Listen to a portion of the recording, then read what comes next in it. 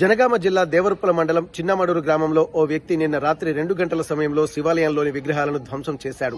శివాలయంలోకి అర్ధరాత్రి అక్రమంగా ప్రవేశించి హిందూ దేవతలను దూషిస్తూ శివాలయంలోని గణపతి, అష్టోత్తర శతలింగంతో పాటు పలు విగ్రహాలను, మైక్ సిస్టమ్, కరెంటు మోటార్లను ధ్వంసం చేశాడు.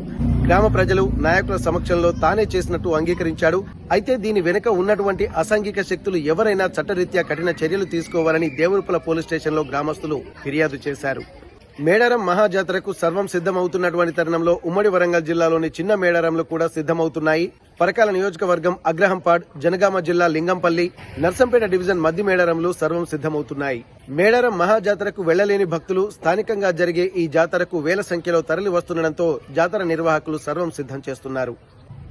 హనుమకొండ జిల్లా ధర్మసాగర్ మండలం ఉనికిచెర్లలోని ఓ ఫామ్ హౌస్ లో పూజల పేరుతో 55 లక్షల రూపాయలు టోకరా వేశారు కేటుగాళ్లు.